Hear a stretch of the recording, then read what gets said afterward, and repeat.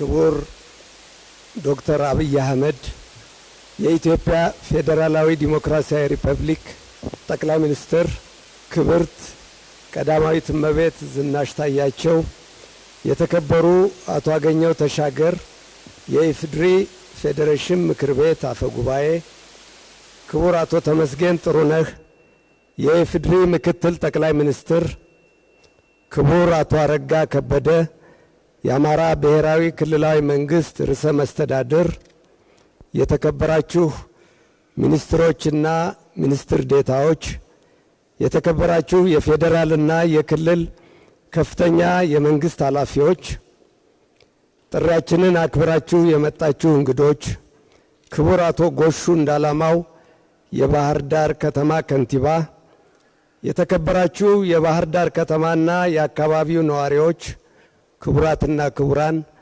እንደምን አረፈዳችሁ፣ እንኳን ደህና መጣችሁ።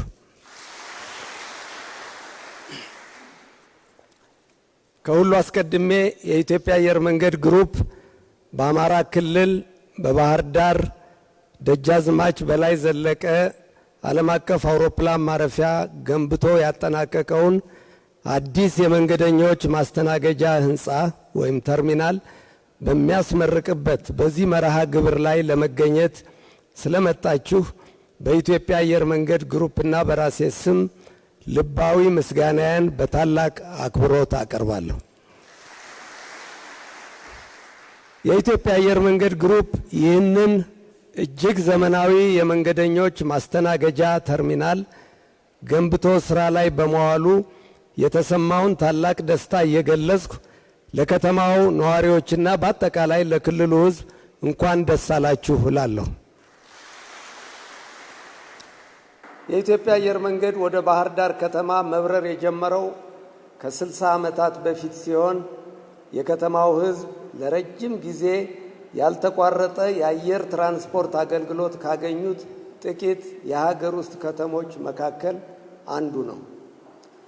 የባህር ዳር ከተማ ቀደም ሲል የጎጃም ክፍለ ሀገር በኋላም የአማራ ክልል ዋና ከተማ ሆና ማገልገሏን ተከትሎ በአውሮፕላን ማረፊያው ላይ በየጊዜው በተደረጉ የማስፋፋት ስራዎች አውሮፕላን ማረፊያው የዓለም አቀፍ ኤርፖርት ደረጃ ከደረሱ 4 የሀገር ውስጥ አውሮፕላን ማረፊያዎች አንዱ ለመሆን ችሏል።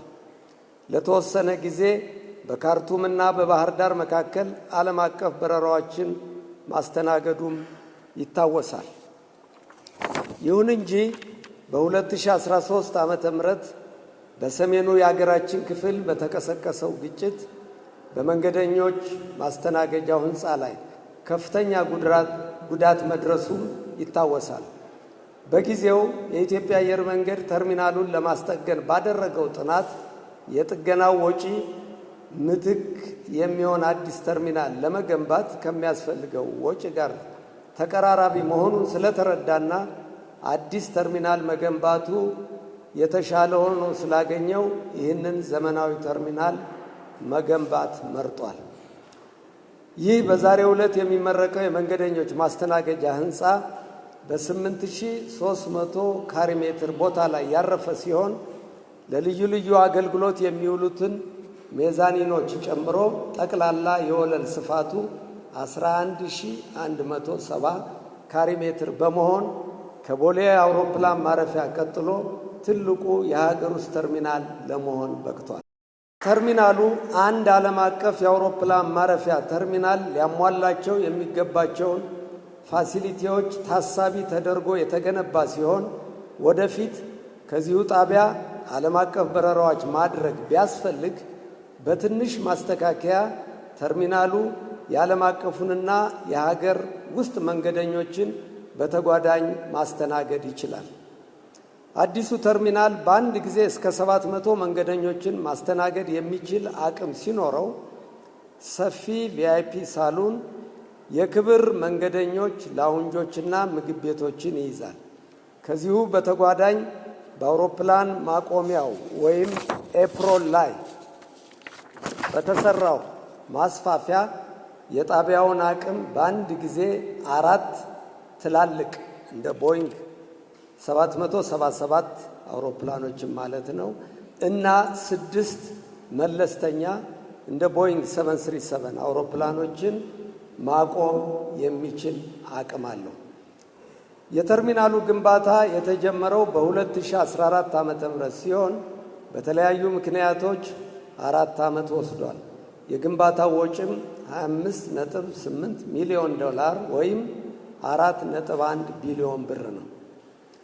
የባህር ዳር ከተማ የአማራ ክልል ዋና ከተማ ከመሆኗ ባሻገር በርካታ ታሪካዊ፣ ሃይማኖታዊና ተፈጥሯዊ መስህቦች የሚገኙበት ትልቁ የጣና ሐይቅ ዳርቻ የምትገኝ ውብ ከተማ ናት። የአየር ትራንስፖርት አገልግሎት ተጠቃሚው ቁጥር ከፍተኛ በመሆኑ የኢትዮጵያ አየር መንገድ በቀን እስከ 14 የበረራ ምልልሶች ያደርጋል። የዚህ ተርሚናል ተገንብቶ አገልግሎት መስጠት መጀመሩ ቱሪዝም፣ ንግድና ኢንቨስትመንት በአካባቢው እንዲስፋፋ ያግዛል። የባህር ዳር ከተማ የስብሰባዎች ማዕከል እንድትሆን የሚደረገውን ጥረትም ይደግፋል።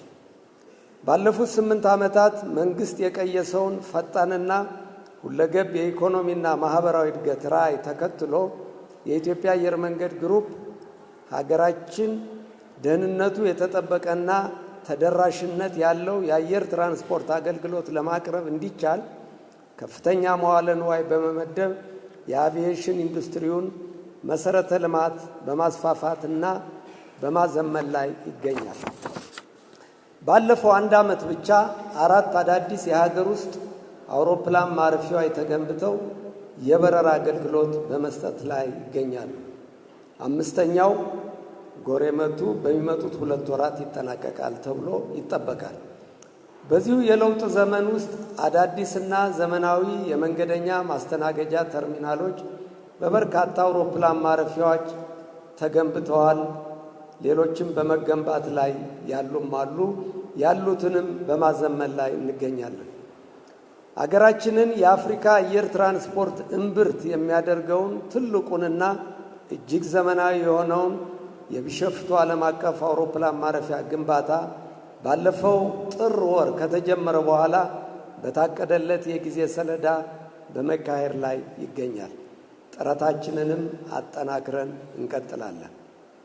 ይህ ውብ የባህር ዳር ደጃዝማች በላይ ዘለቀ ዓለም አቀፍ አውሮፕላን ማረፊያ ተርሚናል ገንብቶ ያስረከበንን ሳይኖ ሃይድሮ ኮርፖሬሽን ሊሚትድ የተሰኘውን የቻይና ኩባንያ፣ ግንባታውን በአማካሪነት የተቆጣጠረውን ዳር አልሃንዳሳ ኮንሰልታንትስ እንዲሁም ግንባታውን በበላይነት የመሩትን የኢትዮጵያ አየር መንገድ መሐንዲሶች በሙሉ በዚህ አጋጣሚ ምስጋና አቀርባለሁ። በመቀጠልም ግንባታው ተጀምሮ እስኪያልቅ ድረስ ሁኔታዎችን ያመቻቹልንና ድጋፍ ያደረጉልን የአማራ ክልል እና የባህር ዳር ከተማ መስተዳደር አመራሮችን በሙሉ ከልብ አመሰግናለሁ። የኢትዮጵያ አየር መንገድ ግሩፕ ይህንን ሀገራዊ ተልዕኮ እንዲወጣ የጠየቅነውን ሁሉ ድጋፍ ያደረገልንን የኢፌዴሪ መንግስት በተለይም አዳዲስ እና ትላልቅ ፕሮጀክቶች እንድንወጥን የጀመርናቸውንም በጊዜው እንድናጠናቅቅ የሚመሩንንና የሚያበረታቱንን ክቡር ጠቅላይ ሚኒስትራችንን ዶክተር አብይ አህመድን በአየር መንገዱና በራሴ ስም ልባዊ ምስጋናን በአክብሮት ገልጻለሁ። በመጨረሻም ለባህር ዳር ከተማ ነዋሪዎችና ለአካባቢው ተወላጆች በሙሉ እንደገና እንኳን ደስ አላችሁ እላለሁ። መጪው ጊዜ ለሀገራችንና ለመላው ኢትዮጵያውያን የሰላም የፍቅርና የብልጽግና ዘመን እንዲሆን እመኛለሁ። አመሰግናለሁ።